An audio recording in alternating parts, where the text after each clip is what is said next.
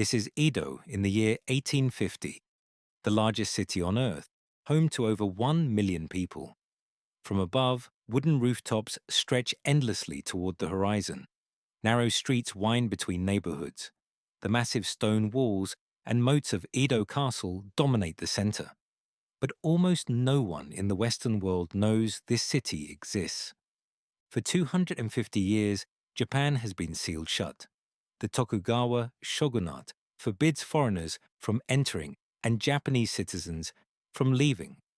A handful of Dutch traders are allowed on a tiny island in Nagasaki harbor. But that is all. Japan stands completely isolated from the rest of the world. Edo Castle sits at the heart of the city. Elaborate moats and stone walls protect the compound where the shogun lives. Though the emperor resides in Kyoto, it is the shogun who truly rules Japan. Samurai guard the gates. Inside these walls, the most powerful man in Japan makes decisions that affect millions. This is a samurai walking through the streets of Edo. His two swords mark his warrior status. For centuries, samurai have been the military aristocracy of Japan. They follow Bushido, the way of the warrior. Their position in society is hereditary, passed from father to son. But their world is about to change forever. The Nihonbashi Bridge stands at the commercial heart of Edo.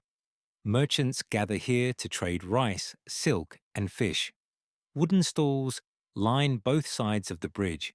The air fills with the calls of vendors and the smell of fresh seafood. This bridge marks the starting point of the 5 great roads that connect Edo to the rest of Japan. Wooden buildings crowd together along narrow lanes. Most are single-story structures with tiled roofs and paper screens. Families live above their shops. The streets are barely wide enough for 2 people to pass. Fire is a constant danger in a city built almost entirely of wood. But this is how Edo has looked for generations. This is the Yoshiwara Pleasure District at night.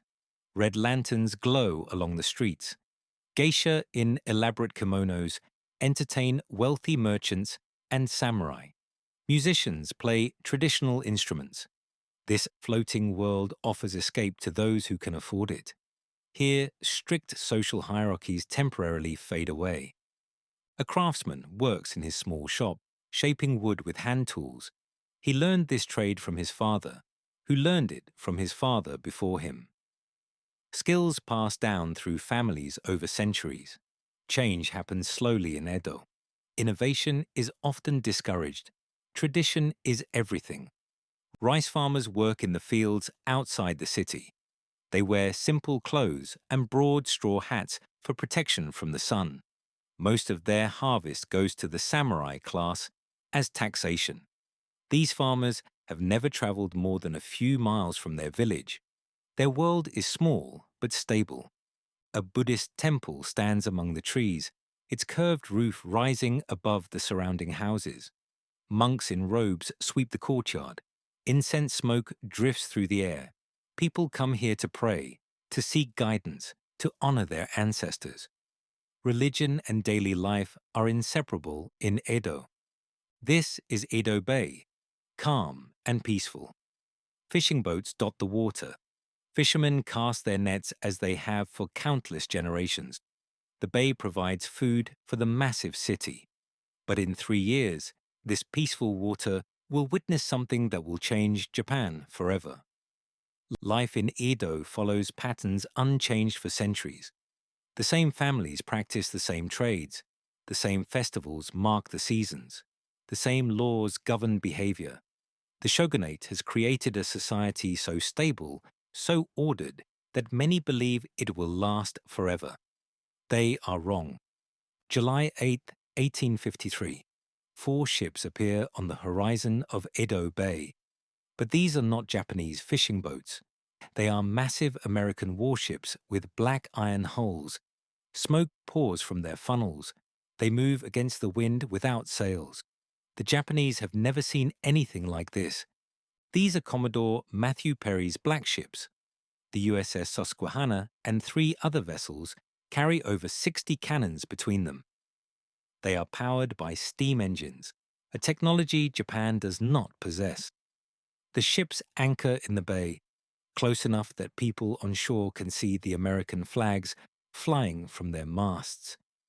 Panic spreads through Edo. Thousands gather on the shore to stare at the black ships. Mothers grab their children. Merchants abandon their stalls.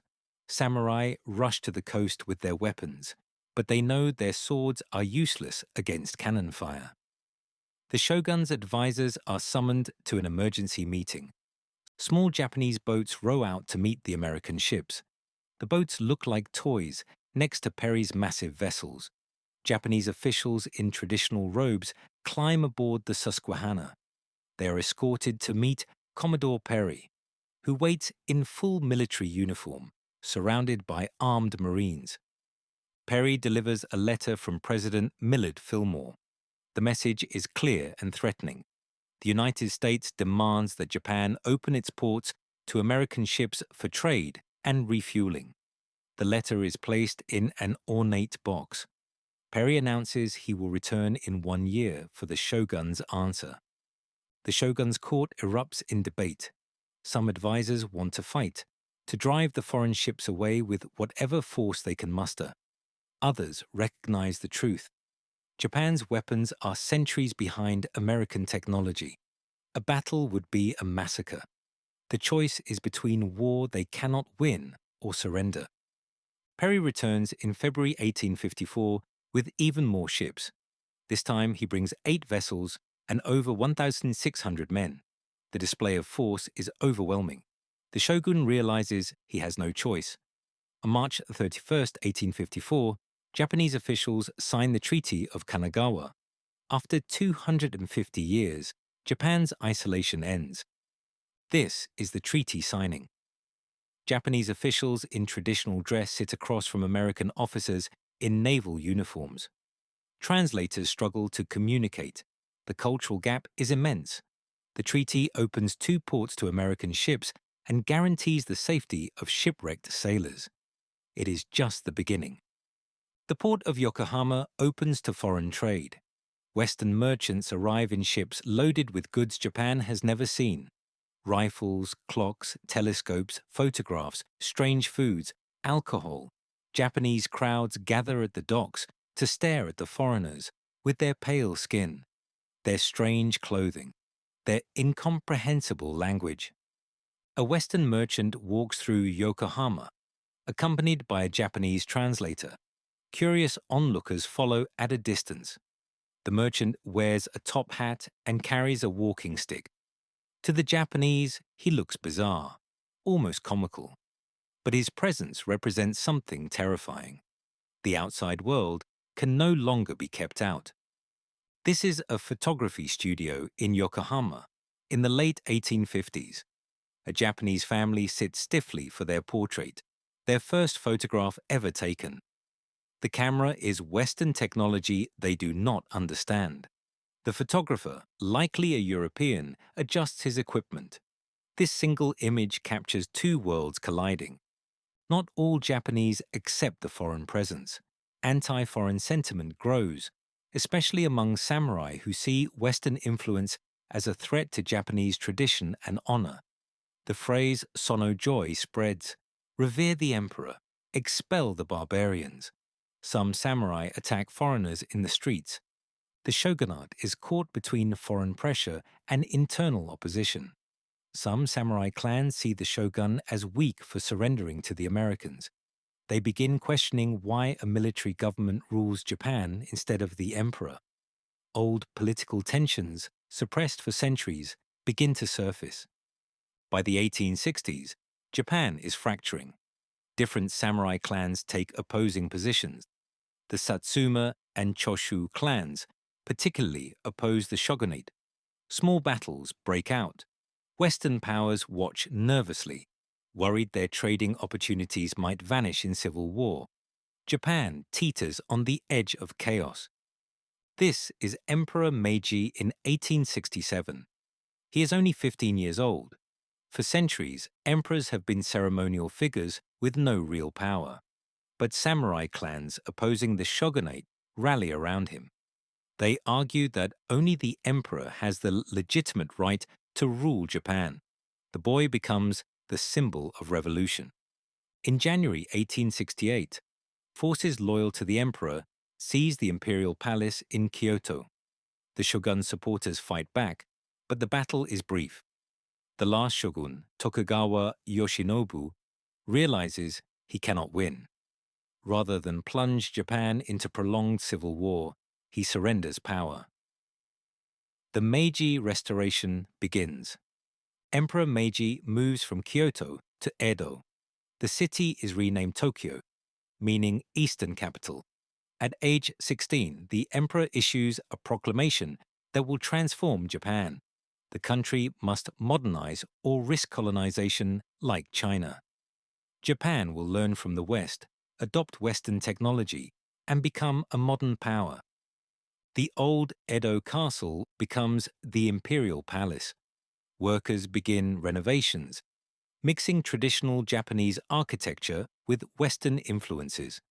The shogun's fortress transforms into the emperor's residence. The physical change to the building mirrors the political revolution sweeping through Japan. What happens next is breathtaking in its speed. In 1871, the samurai class is officially abolished. Men who have carried swords for centuries are told their weapons are illegal. Their hereditary stipends are eliminated. Their status, their identity, their entire way of life ends by government decree. This is a former samurai in 1876. He wears Western clothing now, a suit and tie that feels foreign and uncomfortable. His swords are gone. He works as a clerk in a government office, a job his ancestors would have considered beneath their dignity. Some former samurai adapt, others fall into poverty and despair. In 1872, Japan's first railroad opens between Tokyo and Yokohama. British engineers designed and built it. The steam locomotive pulls passenger cars filled with Japanese people experiencing train travel for the first time. Some are terrified, others are thrilled. The 18-mile journey takes less than an hour. This is Tokyo Station under construction in the early 1900s. The massive brick building is designed to look like European railway stations. Japanese workers in Western clothes labor alongside foreign engineers. The station will become the heart of Japan's expanding rail network, connecting Tokyo to every corner of the nation.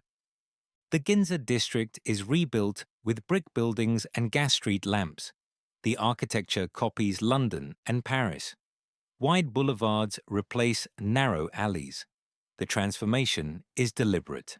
Japan wants to prove to Western nations that it is civilized, modern, worthy of respect. The message is clear. We are not China. This is the Rokumeikan, a grand Western-style ballroom completed in 1883. Japanese aristocrats in Victorian dresses and tuxedos waltz to European music. They drink champagne and eat French cuisine. Foreign diplomats watch, impressed. This is exactly what Japan wants them to see. Proof that Japan has become Western. But the Western clothing feels like a costume. Many Japanese, especially older generations, resent the forced modernization. They see their culture being erased, their traditions abandoned. The government pushes forward anyway. Modernization is not optional, it is survival. Tokyo Imperial University opens in 1877. Young Japanese students study Western science, medicine, law, and engineering. Many are sent abroad to study in Europe and America. They return with new ideas, new technologies, new ways of thinking. Japan is importing knowledge as aggressively as it once rejected it. This is a textile factory in Tokyo in the 1890s. Rows of young women operate mechanical looms imported from Britain. The factory runs 12 hours a day, 6 days a week. Japan is industrializing rapidly, building factories, steel mills, and shipyards. The country that had no industry in 1850 is becoming an industrial power. By the 1890s, Tokyo's streets show a strange mixture. Electric trams run on tracks laid through neighborhoods of wooden houses. Men in Western suits walk past women in traditional kimonos. Buddhist temples stand beside brick banks.